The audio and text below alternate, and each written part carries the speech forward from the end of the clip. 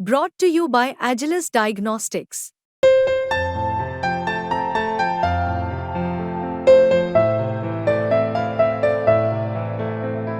Agilus Diagnostics.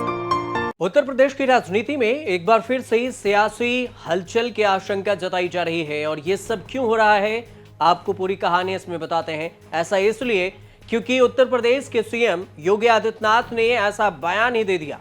Yogi Adityanath ने कहा है कि कोई संत, महात्मा और योगी कभी भी किसी सत्ता का गुलाम नहीं हो सकता, बल्कि वो किसी अपने रास्ते पर समाज को चलने के लिए प्रेरित करता है।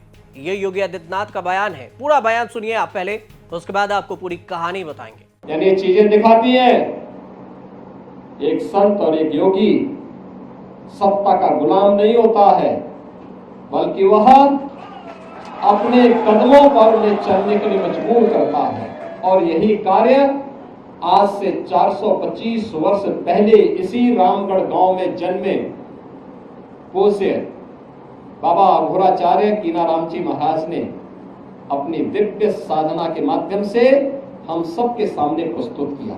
सीएम योगी के इसी बयान के बाद भले ही जनपद चंदौली में आयोजित अघोराचार्य बाबा श्री नाम के 425वें जन्मोत्सव समारोह में मौजूद लोगों ने योगी आदित्यनाथ के इस बयान पर तालियां बजाई, लेकिन इसके साथ ही सीएम योगी के इस बयान के मायने भी निकाले जाने लगे।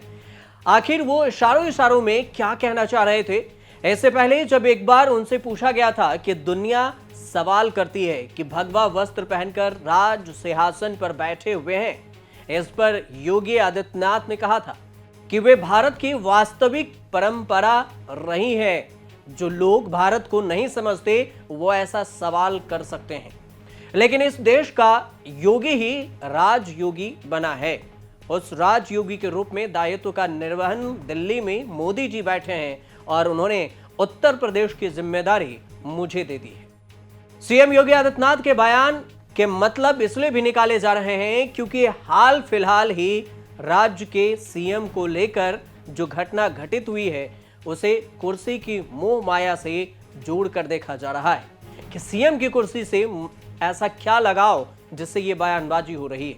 इसकी शुरुआत करते हैं और इसकी शुरुआत वैसे तो योगी के सीएम बनने के साथ ही हो गई थी, लेकिन हाल में अगर देखें तो जुलाई के शुरुआती महीने में केशव प्रसाद मौर्य सोशल मीडिया पर एक पोस्ट करते हैं और इस पोस्ट में वो लिखते हैं कि सरकार संगठन से बड़ा होता है, कार्यकर्ताओं का दर्द मेरा दर्द है, कोई भी संगठन से बड़ा नहीं हो सकता। कार्यकर्ता हमारे ऊपर गर्व करते हैं और कार्यकर्ता हमारे गर्व है। केशव प्रसाद के इस ट्वीट के बाद बीजेपी हाईकमान ने केशव प्रसाद मौर्य और योगी को दिल्ली बुला लिया। बैठक पर बैठक का दौर जारी रहा, फिर कहीं हद तक समझौता हुआ और मामला शांत करवाया गया, क्योंकि आने वाले समय में विधानसभा चुनाव है ही, साथ में 10 सीटों पर उपचुनाव भी हैं। केशव प्रसाद मौर्य 2017 में यूपी के प्रदेश अध्यक्ष थे। मुख्यमंत्री के दावेदारों में उनका नाम लिस्ट में सबसे ऊपर था। हालांकि पार्टी ने 312 सीटें जीतकर योगी आदित्यनाथ के नेतृत्व में सरकार बनाई और केशव प्रसाद मौर्य को उप मुख्यमंत्री का पद सौंप दिया। वहीं 2022 का चुनाव योगी आदित्यनाथ के नेतृत्व में लड़ा गया और पार्टी ने बहुमत प्राप्त कर सरकार बनाई और इस सरकार में दिनेश शर्मा की जगह ब्रजेश पाठक को दूसरा उप मुख्यमंत्री बनाया गया। यानी उत्तर प्रदेश में दो डिप्टी सीएम की परंपरा जारी रही, जबकि केशव प्रसाद मौर्य को उप मुख्यमंत्री की कुर्सी सौंप दी गई। तब से लेकर अब तक यूपी की राजनीति में अंदरूनी कलह जरूर समय समय पर देखने को मिलती रही है और कभी कभी बयानबाजी भी देखने को मिलती है, उसमें भी दो धड़ों में, कभी सपोर्ट तो कभी उसका विरोध। उत्तर प्रदेश की सियासी जमीन पर बीजेपी एक बार फिर हिंदुत्व के मुद्दे को खाद पानी दे रही है और इसकी कमान खुद योगी आदित्यनाथ ने संभाल रखी है, क्योंकि पीछे लोकसभा चुनाव के नतीजे और आगे उपचुनाव की चुनौती है। ऐसे सबको देखते हुए सीएम योगी ने चंदौली में कहा कि कोई संत, महात्मा और योगी कभी भी किसी सत्ता का गुलाम नहीं हो सकता। अब बीजेपी के फायदे और नुकसान समझिए कि ऐसा क्या हुआ कि बीजेपी के अंदर सीएम योगी यूपी के कमान संभाल रहे हैं और ऐसे बयानबाजी दे रहे हैं। दरअसल लोकसभा चुनाव में यूपी में बीजेपी को हार मिली और यह हार उनके गले उतरना मुश्किल हो रहा है। यूपी में मिली हार के बाद समीक्षा बैठकें हुई। यूपी बीजेपी अध्यक्ष भूपेंद्र चौधरी ने राष्ट्रीय अध्यक्ष जेपी नड्डा से मिलकर उन्हें हार की रिपोर्ट भी सौंप दी। हार के बाद अयोध्या में महंत राजू दास और डीएम नीतीश कुमार के बीच में भिड़ंत भी हो गई। हालांकि राजनीति पत्रकारों का मानना है कि यूपी में मिले हार के जरिए सूबे के मुख्यमंत्री योगी आदित्यनाथ को हटाने की तैयारी भी हो रही है। इस बात की हवा और भी जोर से तब चल गई जब इससे पहले ही यह दिल्ली के सीएम अरविंद केजरीवाल ने जो बयान दिया, उस बयान की चर्चा होने लगी। केजरीवाल ने क्या बयान दिया था? उन्होंने कहा था, जब लोकसभा चुनाव प्रचार के लिए 21 दिनों के लिए जेल से बाहर आए थे तो उन्होंने कहा था कि योगी आदित्यनाथ को सीएम की कुर्सी से हटा दिया जाएगा। हालांकि अब केशव प्रसाद मौर्य का भी सुर बदल गया है और उन्होंने योगी आदित्यनाथ की प्रशंसा में कार्यकर्ताओं से पूछा कि दुनिया में मोदी जी जैसा दूसरा कोई नेता है क्या? देश में योगी आदित्यनाथ जी जैसा कोई दूसरा मुख्यमंत्री है क्या? हमारी डबल इंजन की सरकार स्वतंत्र भारत में सबसे अच्छा काम कर रही है। ये सवाल और ये जवाब केशव प्रसाद मौर्य ने योगी के तारीफ में कहा और पूछा। मौर्य का यह बयान ऐसे समय में आया है जब यूपी के मुख्यमंत्री योगी आदित्यनाथ से उनके मतभेद की खबरें भी सुर्खियां बटोर रही है।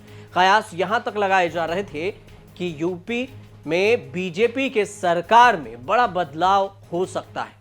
अब बीजेपी के लिए यह प्रतिष्ठा का सवाल भी है, लेकिन सवाल यह भी कि आखिर प्रतिष्ठा का सवाल कैसे है? उत्तर प्रदेश में विधानसभा की 10 सीटों पर उपचुनाव होने हैं और यह उपचुनाव एक तरह से बीजेपी के लिए प्रतिष्ठा का सवाल भी है। इससे पहले जुलाई में देश भर में 7 राज्यों की 13 विधानसभा सीटों पर उपचुनाव हुए थे। इसमें इंडिया गठबंधन ने 10 सीटों पर जीत हासिल कर ली थी, जबकि बीजेपी की अगुवाई वाली एनडीए के खाते में सिर्फ 2 सीटें आई थी। लोकसभा चुनाव में बीजेपी को लगे झटके के बाद इन नतीजों को बीजेपी के गिरते ग्राफ की तरफ देखा जा रहा है। अब इससे और भी माहौल गर्म हो गया।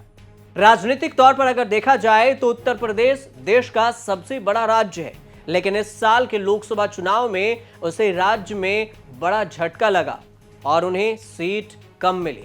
4 जून को जब लोकसभा चुनाव परिणाम आए तो यूपी में बीजेपी को 80 में से सिर्फ 33 सीटें मिली, जो कि 2019 की तुलना में 29 कम है। अब इसी कमी की भरपाई और राजनीतिक गलियारों में बयानबाजी से हो रही है। लोकसभा चुनाव में बीजेपी को लगे इस झटके की वजह से ही वो अपने दम पर केंद्र में बहुमत हासिल नहीं कर पाई और उसके बाद से ही यूपी में बीजेपी के इस असफलता को लेकर कई तरह के आकलन किए जा रहे हैं। इसे यूपी के सरकार कामकाज से जोड़कर देख रही है, तो कुछ लोग लोकसभा चुनाव में सीटों के बंटवारे को इस परिणाम के पीछे की वजह भी मानते हैं और बोलते हैं कि योगी के हाथ में जब यूपी की कमान थी तो सीट कम आने की वजह आखिर क्या रही। इस सब को देखते हुए सीएम योगी का सत्ता से मोह भंग होने वाला या इस तरह के बयान के कई मतलब निकाले तो जाएंगे। अब देखना यह होगा कि उपचुनाव के बाद क्या कुछ परिणाम निकलते हैं और आने वाले समय में योगी कुर्सी पर रहते हैं या फिर कोई नया चेहरा बीजेपी यूपी में लेकर आती है। फिलहाल अब देखते रहिए न्यूज़ स्टार।